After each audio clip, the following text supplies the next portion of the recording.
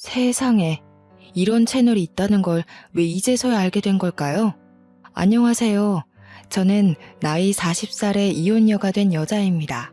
정말 제 인생에 이런 일이 생길 거라고는 전혀 생각도 하지 못했고, 제가 이혼을 하게 될 거라고는 상상도 한 적이 없었습니다. 나이 40이 적다면 적고 많다면 많은 나이지 않겠어요? 지금 나이에도 충분히 좋은 사람 만나서 새 출발할 수 있을 거라 생각은 하지만 그럼에도 불구하고 참 씁쓸하네요. 제가 지금부터 풀어나갈 이야기는 조금 답답할 수도 혹은 일부분 시원할 수도 있는 이야기입니다.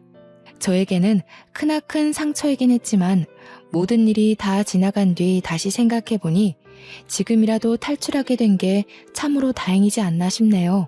하늘이 저를 조금 더 빨리 도와주셨다면 더 좋았을 테지만요. 그러면 미뤄둔 이야기를 지금부터 꺼내보겠습니다. 저는 고등학교에 진학하면서부터 정신을 차리고 공부를 하게 된 케이스입니다.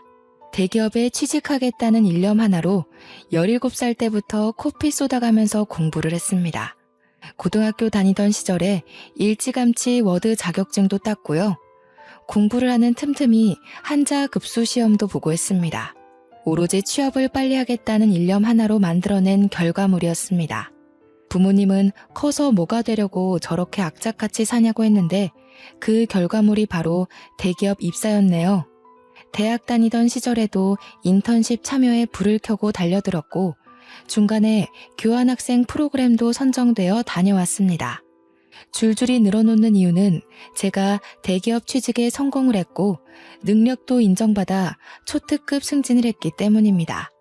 저와 남편이 만나게 된 자리도 회사였기 때문에 회사 이야기를 빼놓을 수가 없네요.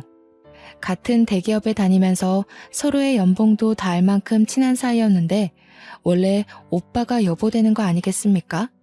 남편은 저보다 나이는 많지만 6개월 뒤늦게 입사를 했고 당연히 저보다 직급이 낮았습니다. 제가 초특급 승진을 했다고 했잖아요. 인턴도 지금 다니던 회사에서 시작했고 입사하자마자부터 큰 프로젝트에 발탁이 되어 두각을 드러냈습니다. 당연히 윗선에서는 저를 이쁘게 봐주셨고 동기들이 일찌감치 결혼을 하면서부터 제가 더 자리를 차지하기가 좋아졌습니다. 남편은 제가 직급이 더 높고 제가 더 회사에서 자리를 탄탄하게 잡고 있다는 사실을 못마땅해 했습니다. 약간 남자는 하늘이다 그런 마인드로 사는 경상도 집안의 첫째 아들이었거든요. 연애할 때부터 그런 것 때문에 조금 부딪히긴 했지만 그냥 저도 남편의 자격지심이다 하고 넘어가기 시작했어요. 연애할 때도 그렇게 계속 제가 연봉이 더 높고 직급이 높다는 이유로 빈정거리는 빈도수가 꽤 있었거든요. 처음에는 그걸로 불같이 화도 내고 헤어지기도 했었는데 결국 남편에게 저는 필요한 사람이었기에 다시 만나게 되었습니다. 하지만 그 빈정거림이 쉽게 사라지진 않았죠.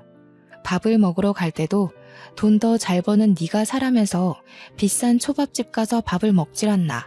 그래놓고 지가 살 때는 냉동 삼겹살집 데려가고요.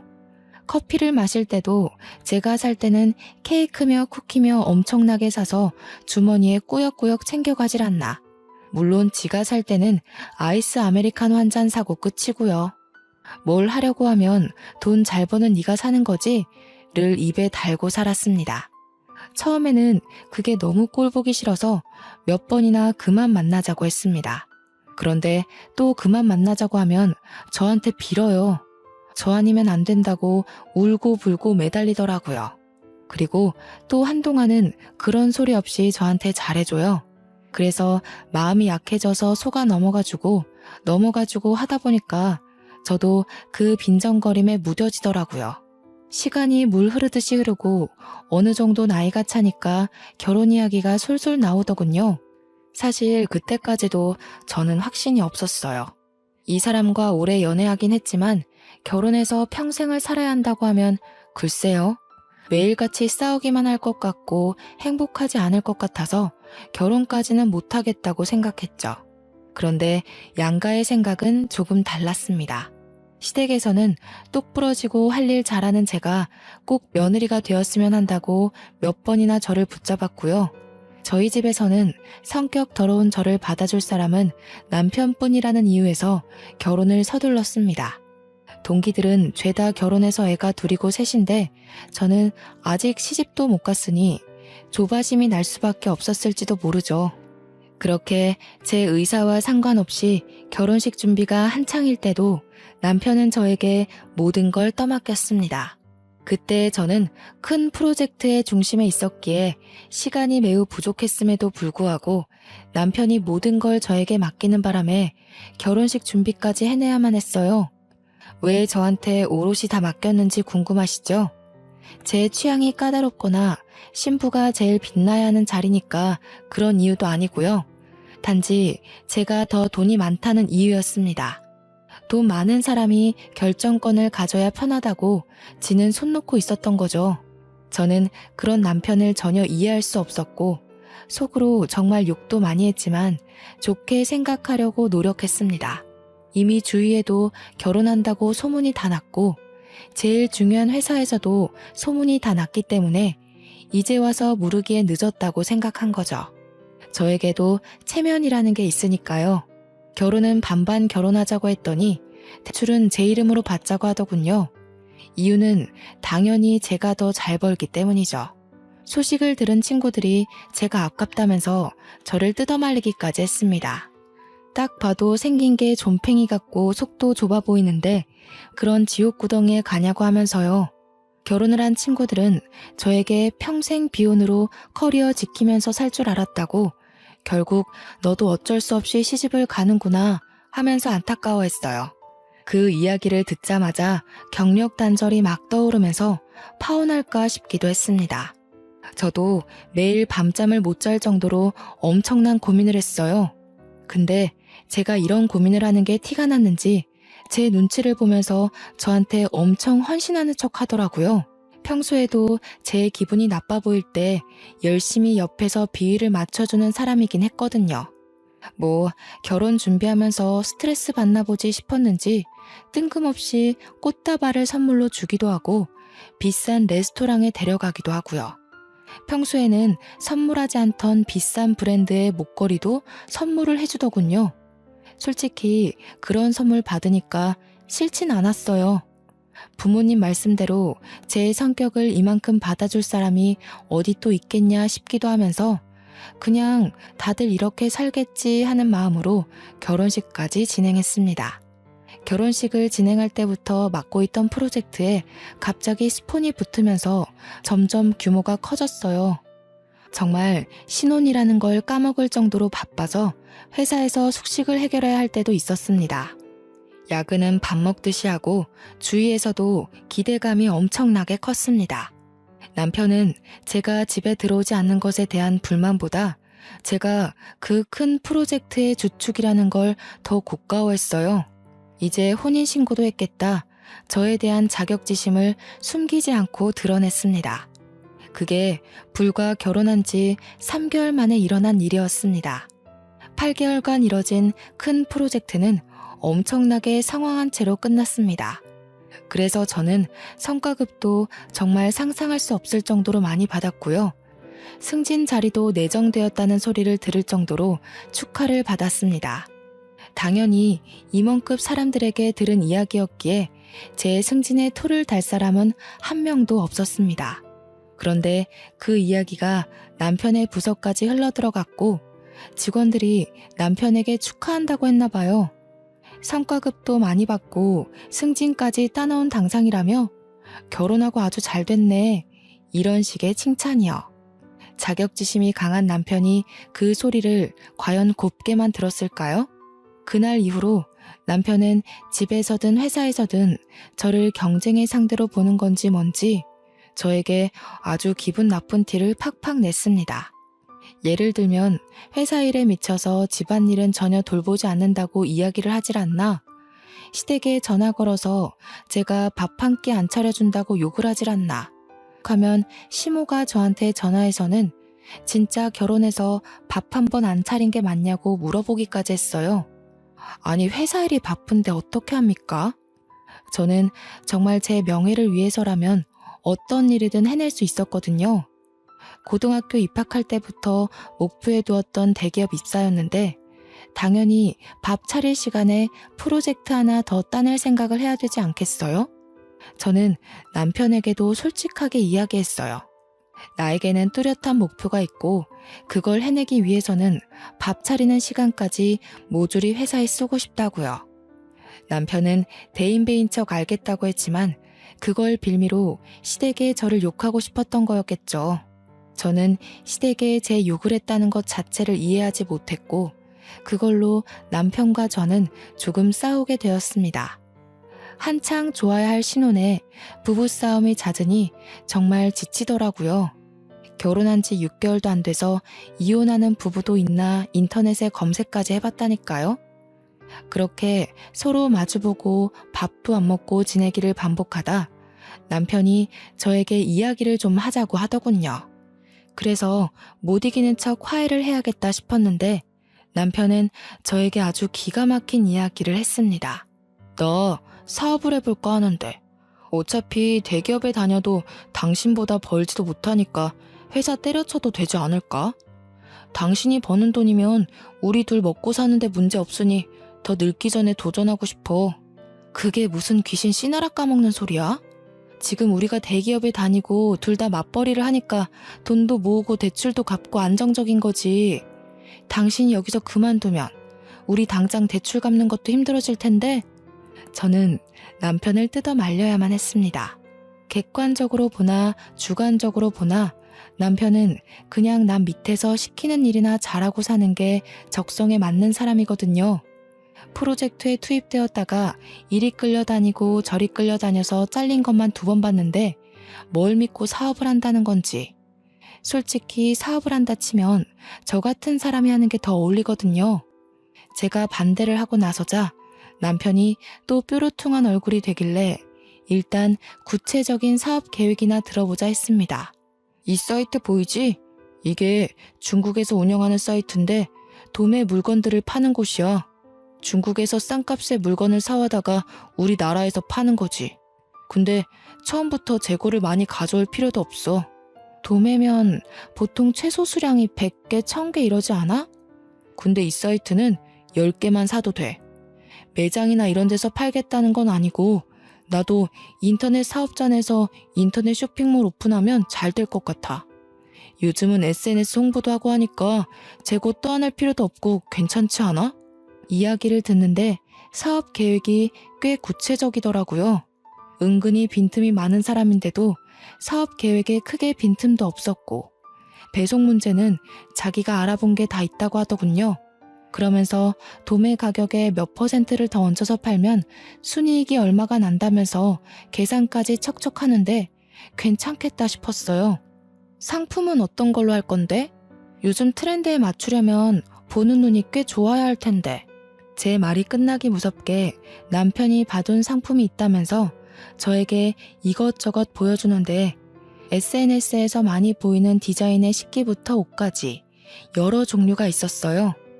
젊은 사람들이 트렌디하게 좋아할 법한 아이디어 제품들도 여럿 있었고요. 저는 남편에게 괜찮겠다고 이야기를 하니 남편의 얼굴이 눈에 띄게 밝아졌습니다. 하지만 처음부터 올인해서 매달리는 것에는 반대를 했어요. 남편을 차근차근 설득하기 시작했습니다. 상품들이 전부 좋다. 가격도 좋고 국내 인터넷 쇼핑몰에서 판매했을 때 가격도 나쁘지 않은 것 같다. 하지만 처음부터 주문이 많이 들어올 거라는 생각은 들지 않으니 회사를 다니면서 차근차근 해보자. 이렇게 이야기를 하니 남편도 수긍을 하더라고요.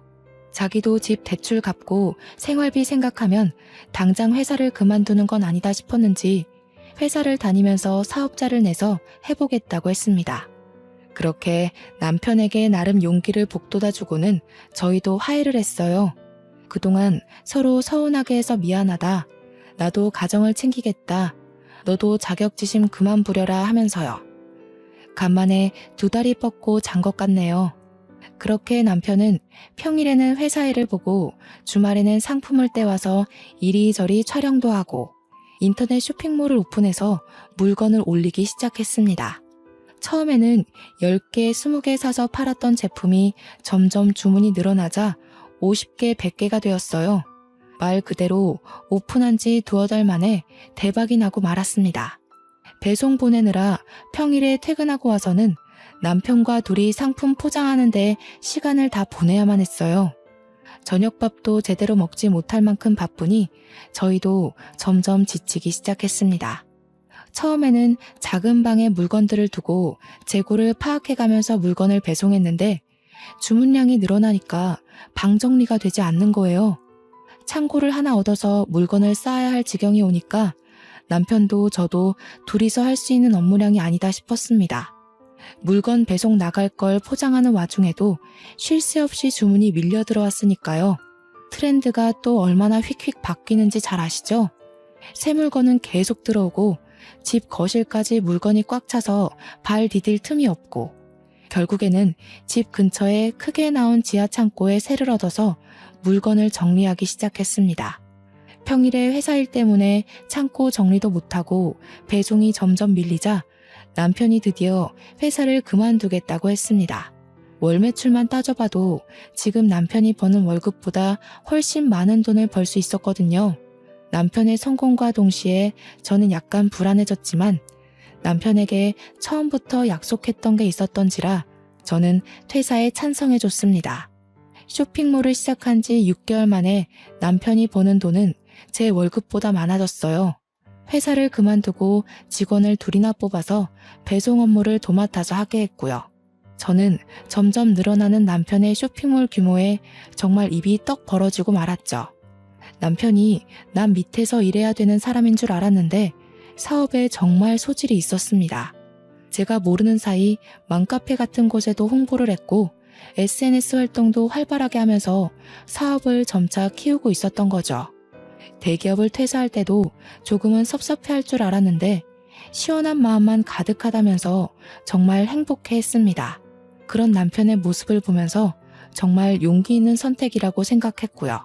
그런데 남편이 저보다 월급이 많아지고 사장님 소리도 듣고 장사가 정말 잘 되니까 점차 저에게 의쓰대기 시작했어요. 카드 하나 띡 던져주면서 앞으로 생활비는 본인이 책임지겠다면서 제가 버는 돈은 푼돈이니까 전부 저금을 하라는 거예요. 은행에 가서 펀드 가입도 하나 하고 적금도 들으라고 종용했어요. 그러면서 자동이체까지 걸어버리고 저한테 앞으로는 가계부도 쓰고 버는 돈 전부 모으고 있는지 확인하겠다고 저를 올가매는 거예요. 그 전까지는 제가 버는 돈이 더 많으니까 제가 옷을 사거나 가방을 사는 것에 뭐라고 한마디도 못하더니 월급이 역전되니까 저한테 그런 거 하나하나 허락받고 사라고 간섭을 하는 거죠. 하지만 저희도 대출금도 갚아야 하고 나중에 아이도 가질 계획이었으니까 돈을 모아야 한다고 생각은 했어요. 그래서 남편 말도 일리가 있다고 생각하고 돈을 모으기 시작했습니다. 본인이 받은 퇴직금은 투자를 하겠다며 주식에 다 쏟아부었습니다. 저는 그 돈으로 차라리 사업을 더 키워보라 했지만 지금도 충분히 버는데 더 키워봤자라며 제 말을 무시하더군요. 솔직히 저는 주식이 좀 무서웠거든요. 한 방에 돈을 다 잃어버릴 수도 있으니까요. 남편은 은근히 투자에 눈이 밝은 사람이었어요. 저를 은행에 데려가서 펀드 계좌를 만들게 했을 때는 손해가 날 수도 있다고 해서 겁먹었는데 남편이 골라준 종목마다 다 오르더군요. 남편의 퇴직금으로 쌓아올린 주식도 꽤 수익이 났다고 했어요. 뭐 제가 눈으로 직접 본 건 아니니까 진짜인지 아닌지는 모를 일이지만요. 그래도 똑부러지게 잘하니까 저도 점차 남편에게 의지하기 시작했습니다. 그러던 어느 날 남편이 직원 2명으로도 물건이 감당이 안 된다면서 직원을 더 늘리겠다고 하더군요. 원래 저와 일일이 상의하던 사람이었는데 장사가 잘 되고 주위에서도 사장님 하니까 이제는 일방적인 통보를 했어요. 어차피 제 사업 아니고 저는 대기업에서 여전히 일을 하고 있었기에 서운하진 않았지만요. 처음에는 시부와 시모도 남편을 도와서 배송 물건을 포장하고 했었는데 자꾸 실수를 하신다는 거예요. 저는 그래도 시부모에게 용돈 줄 명분도 생기고 천천히 확인하면서 일하면 되지 않냐고 시부모랑 함께 하라고 했어요. 근데 남편이 저에게 버럭 화를 내더라고요. 우리 부모님한테 내가 용돈 주겠다는데 너 지금 그거 고가워서 우리 부모님 일 시키려고 하는 거냐고요. 저는 그런 뜻이 아니라고 이야기했죠.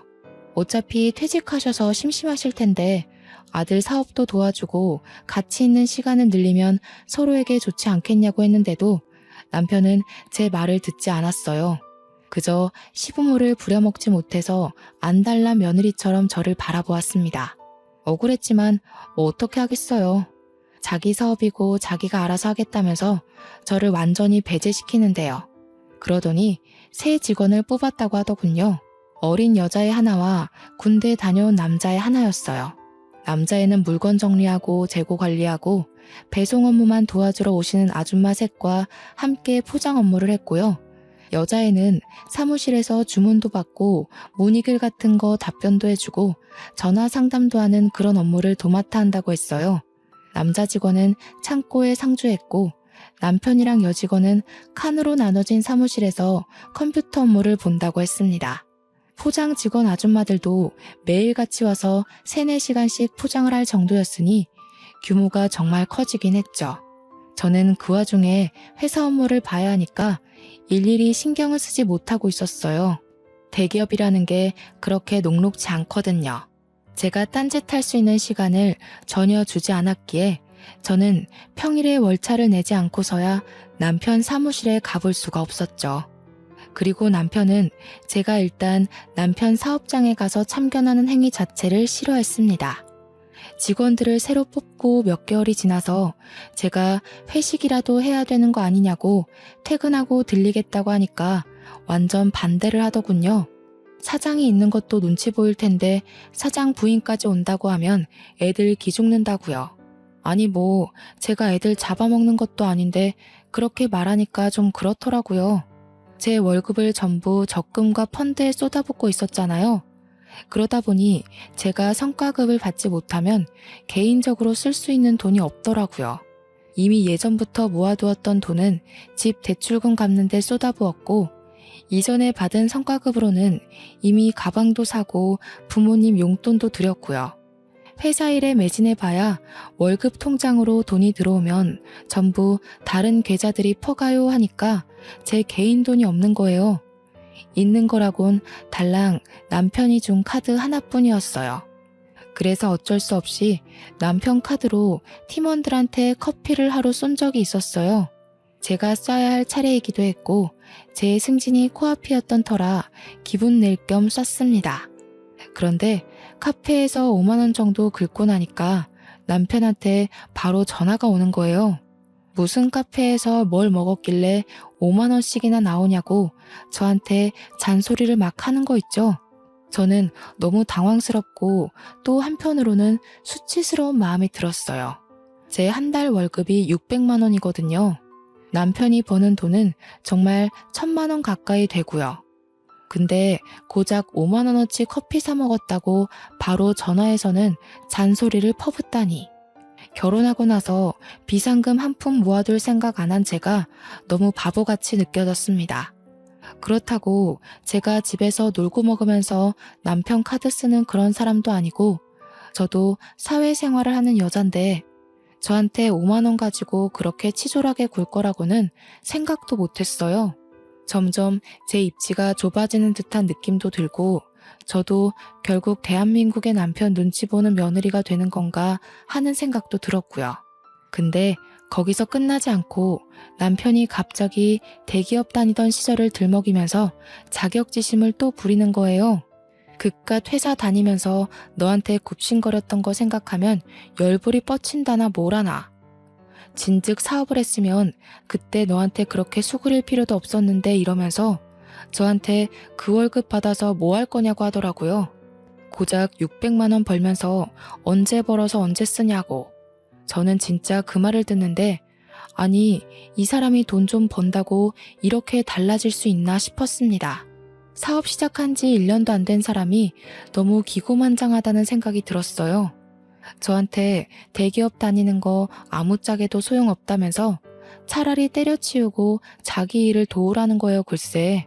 아시다시피 제 팀장 직함이 눈앞에 바로 있고 제 일에 얼마나 자존감이 넘치는지도 아는 사람이 저한테 저러니까 너무 짜증났어요. 그래서 저도 지지 않고 말했죠. 당신이 회사 다닐 때 성과를 못 내서 그만큼 벌었던 거지 나는 잘나서 잘 번다고. 누가 요즘 월급쟁이로 600만 원이나 벌겠냐고. 나 팀장 달면 연봉 더 오르는 거 알고 있냐고. 하지 말아야 할 말까지 해버렸죠. 당신 사업이 언제까지 잘 될 것 같냐고요. 그 말에 남편이 거품 물고 저한테 막 달려들었어요. 사업 망하라고 고사 지내는 거 아니냐, 자격지심 있는 거 아니냐면서 저한테 따지더라고요. 자기 사업 잘 되니까 배 아픈 거냐면서 애초에 사업 못하게 하려던 것도 저한테 굽신거리는 꼴, 평생 보고 살고 싶어서 그러는 거 아니냐고. 아니, 제가 사업이 잘 될지 안 될지 어떻게 알고 그런 생각을 하겠어요? 저도 말이면 단줄 아냐고 엄청 소리 높여서 이야기를 했고 결국 둘 다 부부싸움에 지쳐서 말도 안 하고 살게 되었습니다. 여자가 말이야, 남편 사업장 돕는 게 내조야 내조. 언제까지 그 사업이 잘 되기만 할 것 같아? 당연히 고정 수입이 있어야지. 누구 하나가 잘 벌고 못 벌고가 중요한 게 아니라 어쨌든 먹고 살아야 할 고정 수입은 필요하지 않겠냐고. 내가 생활비도 넉넉하게 주고 있잖아. 카드 하나 던져주고 내가 뭘 사 먹는지까지 일일이 체크하면서 뭘 넉넉하게 준다는 거야. 나도 내 돈 다 묶여있지만 않으면 당신 돈 안 쓰고도 살 수 있어. 그날 이후로 남편과 저는 대화를 하지 않게 되었어요. 어차피 입을 열어봐야 서로 상처 주는 대화만 하게 되었으니까요. 그렇게 한 달을 넘게 냉전 상태를 유지하고 지냈는데 어느 날 남편이 직원들이랑 회식을 하고 늦게 들어오더군요. 술에 떡이 되어서 돌아왔는데 현관 입구부터 술 냄새가 나서 제가 눈살을 찌푸렸어요. 정직원이라고 해봐야 남자애 여자애 하나 있는데 무슨 이 시간까지 술을 먹나 싶기도 했고요. 남편에게 질문을 해봐야 술에 취해서 대꾸도 못하고 있길래 현관 앞에 쓰러져 있는 걸 낑낑거리면서 집 안으로 들였습니다. 그런데 남편의 멱살을 잡고 끌고 가는 와중에 와이셔츠 카라 부분에 여자 화장품이 묻어있는 걸 발견했어요. 이 남자가 여자가 있는 술집이라도 갔다 왔나 싶어서 잔소리를 하려고 하는데 인사불성돼서 말귀도 못 알아듣더라고요. 그래서 다음 날이 될 때까지 기다렸습니다. 주말이라 늦게 일어난 남편에게 눈 뜨자마자 추궁을 했어요. 어제 도대체 어디서 뭘 했길래 와이셔츠에 여자 화장품이 묻어있냐면서 옷을 막 들이밀었더니 획 던지더군요. 그러더니 저한테 짜증을 내면서 아침부터 무슨 소리를 하는 거냐고 어제 여직원 애가 술 취해서 넘어지려는 거 붙잡아 주다가 묻은 거래요. 지도 기억 하나 못하고 만취해서 들어와 놓고 그 상황은 잘도 기억이 났는지 나불나불 거리더라고요. 너무 아무렇지 않게 이야기하길래 의심은 갔지만 그냥 그러려니 했습니다. 근데 그거 아시죠? 한 번 의심의 씨앗이 싹 트니까 남편의 행동을 주시하게 되더라고요. 남편이 점점 퇴근하는 시간이 늦어지는데 처음에는 그냥 일이 바쁜가 보다 했던 게 의심이 한번 싹 트니까 곱게 보이질 않는 거예요. 휴대폰도 처음에는 대놓고 하던 사람이 점점 숨기면서 보는 것 같다는 기분도 들고요. 그래서 제가 하루 날을 잡고 남편이 잠든 사이에 몰래 휴대폰을 뒤져봤어요. 근데 정말 아무것도 없이 깨끗했습니다. 남편이랑 직원들이 나눈 단체 대화방이나 개인 문자를 뒤져봐도 아무것도 없이 일 이야기만 있었고요. 괜히 의심했던 게 미안해지면서 몰래 본 건 비밀로 해야겠다 싶었습니다. 그러다가 진짜 제 인생에서 가장 잊지 못할 사건이 터졌습니다. 의심을 지우려고 노력한 지 한 달이 채 지나지 않아서 남편이 휴대폰이 사라졌다고 막 집안을 뒤지더라고요. 저도 전화해보고 했는데 어디에서도 남편 휴대폰이 울리지 않았어요. 아무래도 차에 두고 온 것 같다는 소리를 하더라고요. 마트 갈 준비를 하고 있었거든요. 그래서 남편한테 차 키를 달라고 했습니다. 어차피 나 마트 가려고 했어. 당신 차 타고 갔다 오면서 휴대폰 있나 봐줄게. 그러다 남편이 의심 없이 차 키를 저에게 주더라고요. 그래서 남편 차를 찾아서 시동을 걸고 보니 음료 놓는 자리에 휴대폰이 꽂혀 있었습니다. 칠칠치 못하게 여기다가 두고서는 휴대폰을 그렇게나 찾았구나 싶어서 주머니에 넣고는 마트에 가려고 했는데 갑자기 진동 소리가 들리는 거예요. 제 휴대폰도 주머니에 있는 남편의 휴대폰도 조용한데 진동 소리가 계속 들렸어요. 뭔가 싶어서 소리가 나는 곳을 찾아보니까 차 글로브 박스 안에서 울리더라고요. 그래서 아무 생각 없이 글로브 박스를 열었더니 남편 휴대폰과 똑같은 기종의 똑같은 색인 휴대폰이 하나 더 있더라고요. 순간 등줄기에서부터 소름이 쫙 끼치면서 금기의 열매를 먹은 것 같은 기분이 들었습니다. 발신자를 확인하니 하트라고 되어 있었어요. 저는 덜덜 떨리는 손으로 전화를 받았습니다. 웬 여자가 여보세요? 하길래 제가 누구세요? 라고 반문을 했어요. 그러니까 여자가 누구세요? 하는 거예요. 그래서 제가 너 누구냐고 하니까 전화를 말없이 끊더라고요. 그래서 너무 어이가 없어서 남편에게 전화를 하려고 보니 제 주머니 속에 휴대폰이 있잖아요. 쎄한 느낌의 남편 것으로 추정되는 다른 휴대폰을 뒤져보려고 하니 비밀번호가 걸려 있더라고요. 이거 분명히 뭐 있다. 남편이 바람난 게 틀림없다 하는 생각이 들었습니다. 마트를 다녀와야 하니까 내비게이션을 딱 켰는데 거기서 또 소름이 돋더라고요. 최근 주소지 검색 목록이 생각나서 그걸 딱 눌렀는데 웬 오피스텔 주소가 엄청 찍혀 있는 거예요. 땡땡동 땡땡 오피스텔이라고 적혀 있는데 남편 사무실에서 10분 거리거든요. 저는 뭔가에 홀린 사람처럼 남편의 블랙박스를 뒤졌습니다. 블랙박스에 녹화된 목록을 하나하나 뒤져보는데 땡땡 오피스텔 앞에서 찍힌 녹화본이 있더군요. 숨죽여서 화면을 제 휴대폰으로 하나하나 녹화하기 시작했어요. 남편이랑 여자가 오피스텔로 들어가는 모습 전부를 날짜까지 정확하게 보이게 찍었습니다. 찍는 내내 손이 어찌나 떨리고 호흡이 가빠지는지 결혼할 때부터 할까 말까 떠밀리듯 결혼한 남편이었지만 바람을 핀다는 게 확실해지니 정말 깊은 배신감이 들었어요. 증거를 나름 수집해놓고 마트에 가서 정말 아무 생각 없이 장을 보고 집으로 돌아와 남편에게 주머니에 있던 휴대폰을 주었습니다. 그랬더니 남편이 차에 있었냐고 하더라고요. 차에 있었어. 근데 휴대폰이 하나 더 있더라? 하트한테 전화 왔는데 내가 받았어. 그러자 남편 얼굴이 갑자기 딱딱하게 굳으면서 아무 말도 못하더라고요. 이 인간 나한테 딱 걸렸다 하는 생각이 들었죠. 근데 갑자기 표정을 싹 바꾸더니 무슨 소리냐고 웬 하트?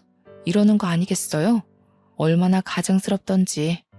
정말 코웃음이 뻥 하고 나올 것 같았습니다.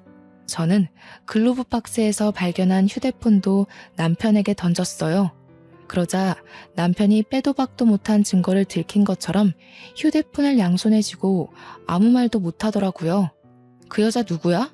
당신 회사 여직원이야? 그래서 오피스텔에 살림 차렸어? 땡땡동 땡땡 오피스텔에. 당신이랑 여자랑 들어가는 거 다 찍혔더라. 블랙박스까지 이미 다 확인하고 오는 길이니까 변명할 생각 하지 마. 오해야. 그리고 그걸 뒤져보긴 왜 뒤져봐? 당신 무슨 의부증 있어? 남의 사생활을. 부부끼리 사생활까지 존중해줘야 하는 거야? 그 사생활이라는 게 바람인 거고 내가 어디까지 눈 감아줘야 하는 건데 말해봐. 제 말에 남편이 아무 소리 못하고 부들부들 떨더라고요. 바람 필 때는 좋아서 몰랐겠지만 걸리고 나니까 이제 와서 후회라도 하는 건지 뭔지. 그런데 남편이 갑자기 한숨을 내쉬더니 오히려 당당하게 나오는 게 아니겠어요. 야, 남자가 사업하고 돈도 좀 벌고 하면 바람도 한 번쯤은 필 수도 있는 거지. 그거 실수잖아. 실수 한 번을 용서 못 해줘? 그냥 그런가 보다 하고 넘어가는 미덕도 없냐 너는? 네가 뭐 어떻게 할 건데? 나랑 이혼이라도 하게? 지금 그걸 변명이랍시고 입 밖으로 내뱉는 거야? 바람이 실수라고? 나도 실수해도 되는 거야? 너랑 나랑 같냐? 꼴랑 500만 원 좀 넘게 벌면서 내가 턱턱 가져다 주는 돈 없으면 어떻게 살려고 그래? 그렇게 말하는데 정말 개구리 올챙이 시절 생각 못한다는 말이 딱 떠오르더라고요. 여자 혼자 사는데 월 500에서 600만 원이면 당연히 배부르게 먹고 살 수 있다는 생각은 왜 못하는 걸까요? 그리고 지 대기업 다닐 때 저보다 훨씬 못 벌었었거든요. 혼자 살면서 그 정도 월급이면 떵떵거리면서 살 수 있는데 지가 지금 버는 돈에 심취해서 저를 깎아내리니 너무 짜증났습니다. 바람은 둘째치고 저런 마음을 가진 사람과 살아야 한다는 게 개탄스러웠어요. 어차피 한순간 지나가는 바람이야. 내가 알아서 정리하고 올 테니까 그냥 그때까지만 냅둬. 내가 미쳤냐? 한 번 바람핀 인간은 두 번, 세 번 계속 바람피면서 살게 돼 있댔어. 그냥 이혼해. 내가 뭐가 아쉬워서 너 같은 인간이랑 같이 살아? 누가 아쉬울 것 같아? 아쉬운 건 너지. 내가 벌어다 주는 돈 없으니까. 너같이 대기업 다닌답시고 일에 미쳐서 남편은 신경도 안 쓰는 여자 나도 필요 없어. 네가 내조를 하기를 해, 살림을 하기를 해? 나도 너랑 이혼하는 게 마음 편해. 저도 같이 달려들어서 남편한테 싸댔어요. 위자료 톡톡히 준비하라고, 바람난 주제에 말이 많다고, 시댁이나 친정이 알아서 이야기하라고, 네가 바람나서 헤어지는 거라고 물고 늘어졌죠. 집은 제 이름으로 대출받았던 거고 갚아야 할 돈도 이제 멀지 않았기 때문에 위자료인 셈 치고 제가 들고 간다고 했어요. 머릿속으로 계산기 좀 두드려보는 것 같더니 지 손해는 아니다 싶었는지 그렇게 하고 깔끔하게 이혼하자고 하더라고요. 월급쟁이 불쌍해서 자기가 1, 2억 정도 인심 쓰듯이 주는 셈 치자고요. 끝까지 그 잘난 사업장 얼마나 가나 지켜본다 했죠. 그 여자는 제 생각대로 회사 여직원이었어요. 나이도 고작 20대 중반이던데 어쩌다 16이나 차이 나는 남자한테 빠져가지고 그렇게 인생을 망치는지. 그래도 제 업보다 생각하고 살아야죠. 유부남 꼬셔서 살림까지 차린 건데 근데 저는 그냥 넘어가면 안 되지 않겠어요? 남편과 협의이혼 도장 찍고 아파트까지 다 넘겨받은 이후에 상간녀 소송부터 걸었습니다. 증거야 뭐 블랙박스면 충분하다고 하더군요.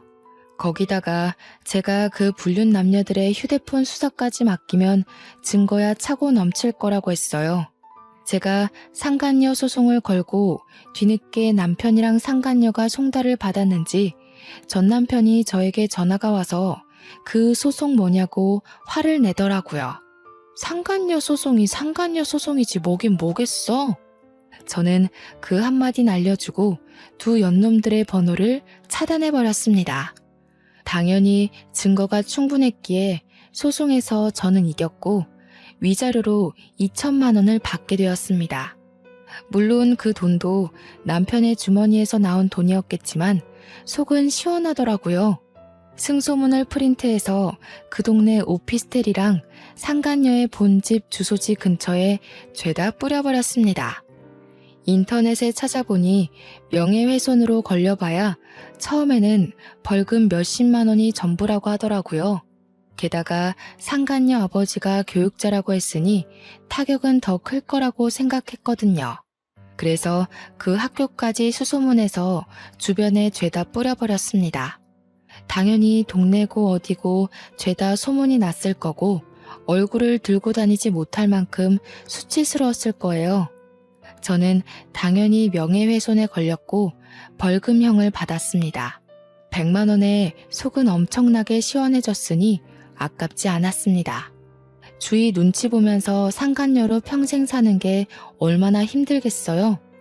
남편이랑 오래 만나봐야 얼마나 더 만날 수 있겠나 싶더라고요. 근데 더 속 시원한 건요. 우리나라랑 중국이랑 문제가 생겨서 중국에서 수출기를 닫아버린 사태에서 찾아왔어요. 수출길이 막히니 남편 사업장에도 당연히 차질이 생겼죠. 물건이 바로바로 들어와야 하는데 물건은 들어오지 않고 차일피일 배송 일자만 미루게 된 거예요. 주문이 들어왔으니 고객들은 돈을 다 냈는데 물건은 3주가 지나도 도착을 안 하니까 어떻게 됐겠어요? 한 번에 환불 요청 들어오고 일부 고객들은 사기 사이트라면서 소송 걸고 소송 걸린 것만 해도 몇십 건이라 일일이 대응하느라 변호사비로 돈 다 털리고 환불해주랴 털려 물건 없어서 장사는 안 되는데 직원들 월급까지 또 따박따박 줘야 하고 거기다가 배송 지연 보상까지 일일이 다 해줘야 한다더라고요. 인터넷에는 남편 쇼핑몰이 배송도 안 해주는 사기 쇼핑몰이라고 올라와서 회원들도 우수수 탈퇴하고 벌금 내고 소송 걸리고 전 남편은 거의 회생 불가 수준으로 쫄딱 망해버렸다고 하더라고요. 망하자마자 당연한 수순으로 상간녀도 잠수 탔다고 하대요. 하필이면 그 오피스텔도 상간녀 이름으로 얻었던 거라 그나마 보증금도 털려버리고요. 이 이야기를 어떻게 알았냐고요? 전 남편이 저한테 전화해서는 막 울면서 이야기를 다 해주더라고요. 차단해놨더니 다른 번호로 전화해서 한 번만 용서해달라고 울고 비는데 저보고 그동안 적금이랑 펀드 투자했던 거 많이 오르지 않았냐고 목돈 됐을 것 같다며 아파트 값도 많이 올랐던데 합치면 안 되겠냐요. 제가 미쳤나요? 그딴 새끼랑 다시 살게. 꺼져. 나도 10살 어린 파릇파릇한 연하남 만나서 행복하게 살 거니까. 너는 너대로 알아서 인생 잘 헤쳐가면서 사세요. 그러고 전화 끊고 바로 차단도 해버렸습니다. 그 이후에 연락이 왔는지 안 왔는지도 모르겠네요. 팀장 달고 새 명함 나오자마자 휴대폰 번호도 바꿔버렸거든요. 지가 생각해도 양심 없을 테니 전화는 안 했길 바랍니다. 지금 저는 정말 탄탄대로 잘 밟아가면서 팀장으로서 팀원들 잘 챙기면서 지내고 있어요. 전 남편에게 후원장담했던 것처럼 연하남과 썸 타면서 지내고 있네요. 돌싱이 되어버리긴 했지만 앞으로의 인생은 행복한 일만 가득할 거라 상상하면서 오늘 하루를 마무리 짓습니다. 여러분도 즐거운 인생 사시길 바랄게요.